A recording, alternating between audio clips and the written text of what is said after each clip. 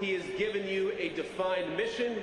He's asked you to go and accomplish it, and most importantly, he's given you the tools to kick the hell out of the enemy and to come home safely.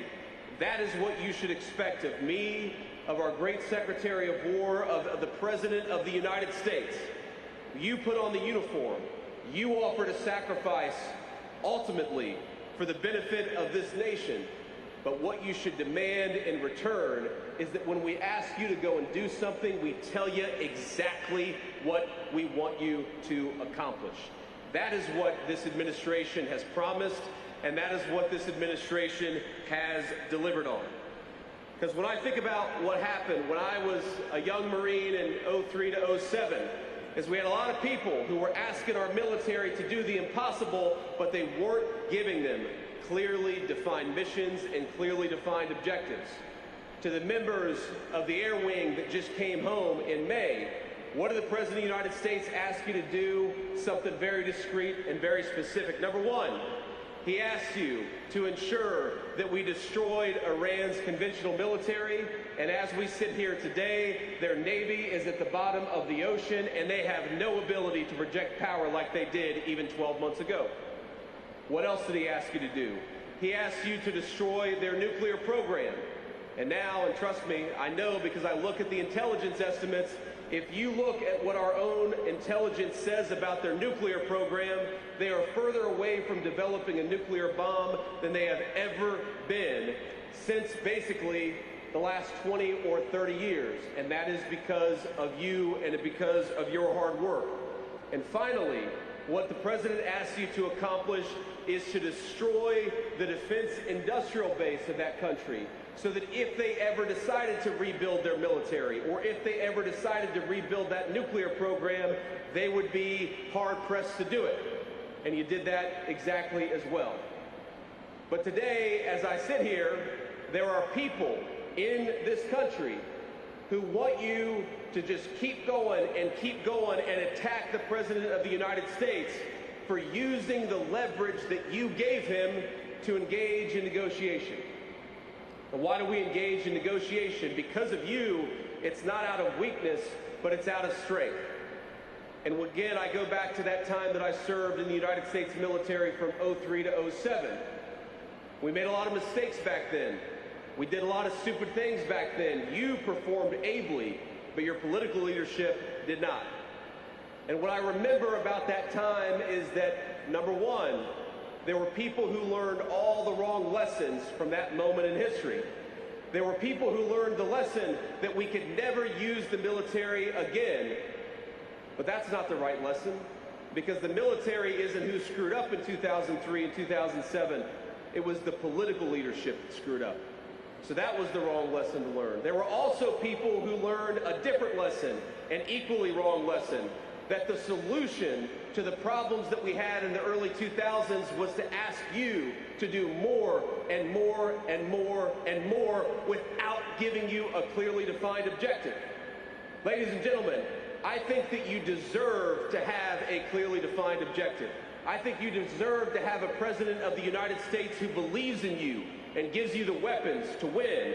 And I believe that you have a presidential leadership today that will never ask you to go to war unless he's telling you why you're going to war.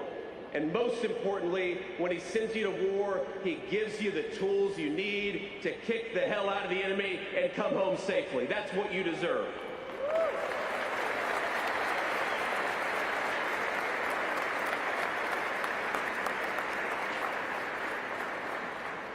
And I look at the American media these days, and I hear people who are attacking the President of the United States for negotiating, even though the President is negotiating from a position of strength because of you. He's negotiating from a position where Iran's nuclear program has been destroyed and their conventional military has been destroyed too. And what I notice about the people who are attacking the administration for negotiating is that they're the very same people who, for example, encouraged us to just go a little bit further and just drop a few more bombs in places like Afghanistan. But again, if you go back to the mistakes that were made, those very same people, they refuse to say, what were we dropping bombs for? Now, the President of the United States maintains a lot of options today in 2026. But if he ever asks you to go and drop bombs, it's going to be for something specific, to accomplish something that matters to the American people. We dropped some bombs a couple of days ago. You know why? Because the Iranians were shooting at commercial ships. So we dropped some bombs, we applied some leverage, and we've had free commercial transit for the last 3 days.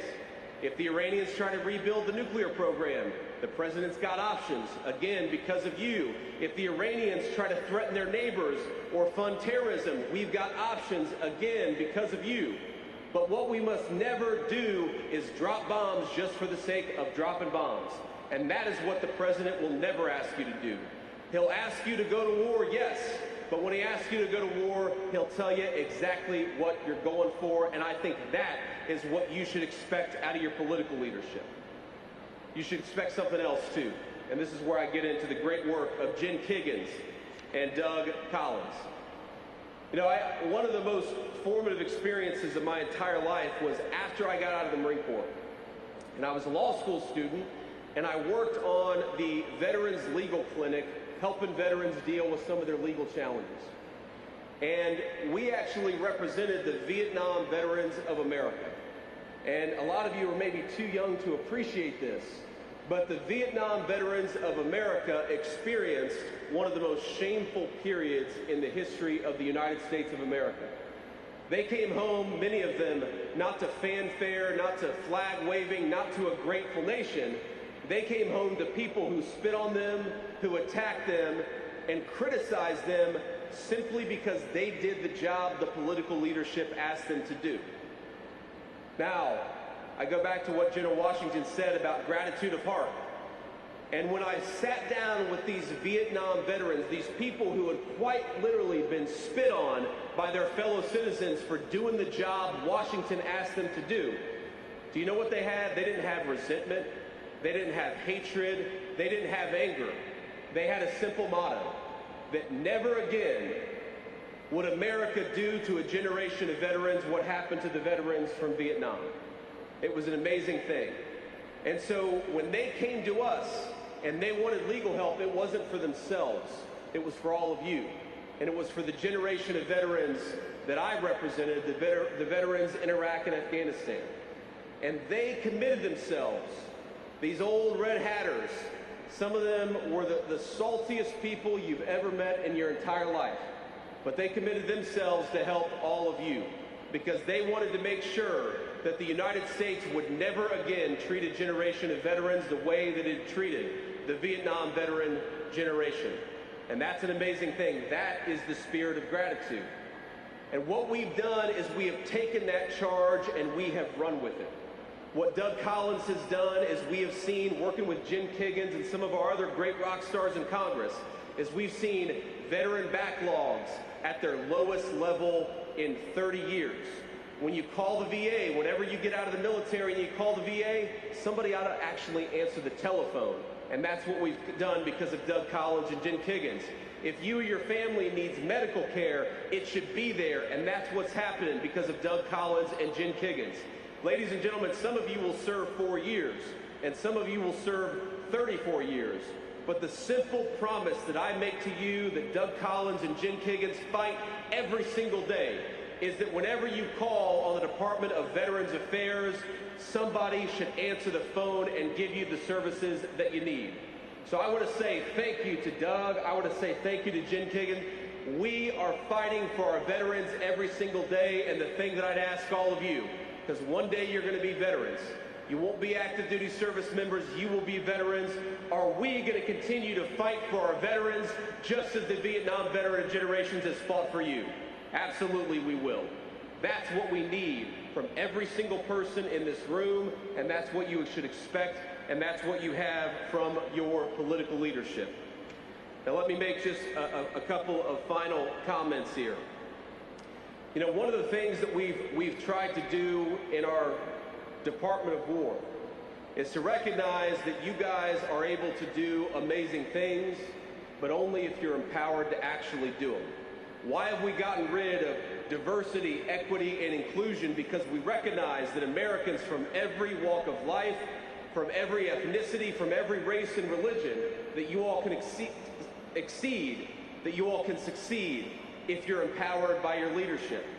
Why have we given you the best equipment anywhere in the world? Because when you go to war, you shouldn't be looking down the barrel of a gun of somebody who's got something better than you have. You want to have the very best stuff.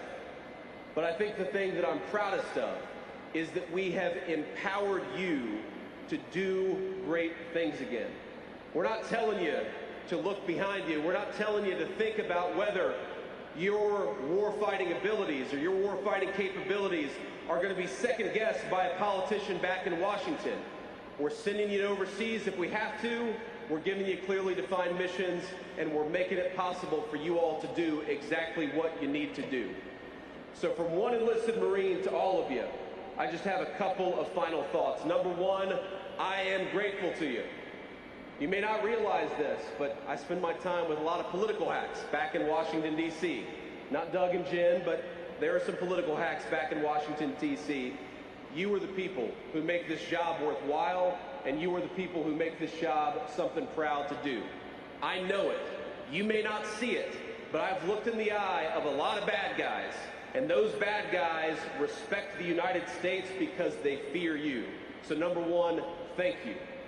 And number two, I want to say as we get ready to celebrate 250 years of great American history, I want you all to know that that celebration belongs to you as much as it belongs to anybody in the United States of America.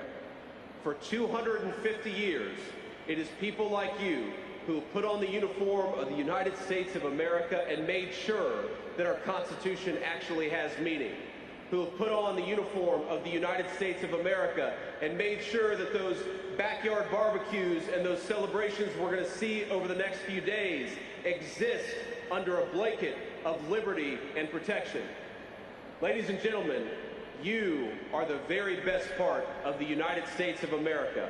So happy 250th birthday. Let's keep on celebrating. And because of you, my friends, the next 250 years of the United States of America are going to be better than the last 250 years. God bless you and happy Independence Day, my friends. I'm proud of you.